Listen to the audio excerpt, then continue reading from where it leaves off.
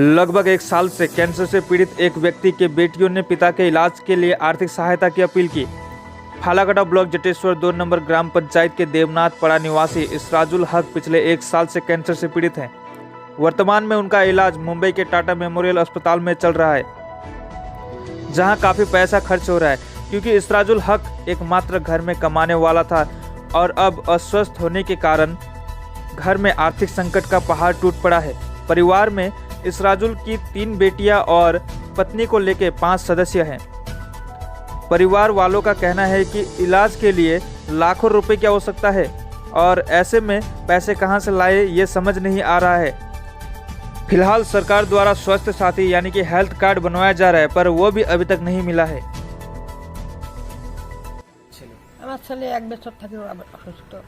এখন কি সমস্যা হয়ে দাঁড়িয়েছে? ক্যান্সারে ওই যে হাসপাতালে পড়ে আছে, অপারেশন করছে, চিকিৎসা বাটি করি পারছেন না।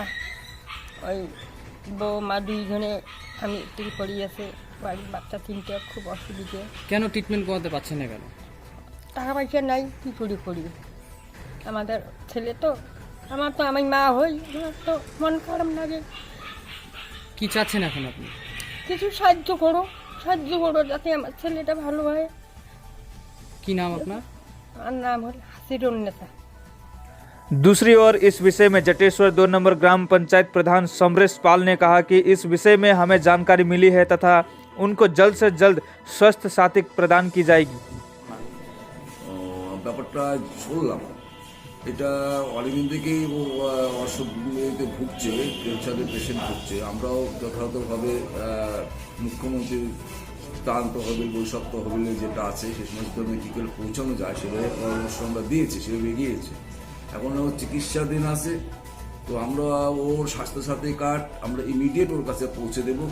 আমাদের স্বাস্থ্যসাথী কার্ডে ফটো উঠানো শুরু হয়ে গেছে, তো আমরা যত সম্ভব মানে খুব তাড়াতাড়ি ওর কাছে আমরা পরিবারের কাছে পৌঁছে দেবো, যাতে স্বাস্থ্যসাথী কার্ডের মধ্য দিয়ে ওর যা চিকিৎসা সেগুলা ঠিকমতো হয়। অবশ্যই আমরা করব। তারপরে পরিবারের আর যারা বাইরে আছে তাদের সাথে যোগাযোগ করে তাদের কোনো অসুবিধা নিশ্চয়ই আমরা তাদের পাশে দাঁড়িয়ে যতটুকু পাওয়া যায় আমরা সাহায্য অবশ্যই হাত বাড়িয়ে দিই, এটা নিশ্চিত।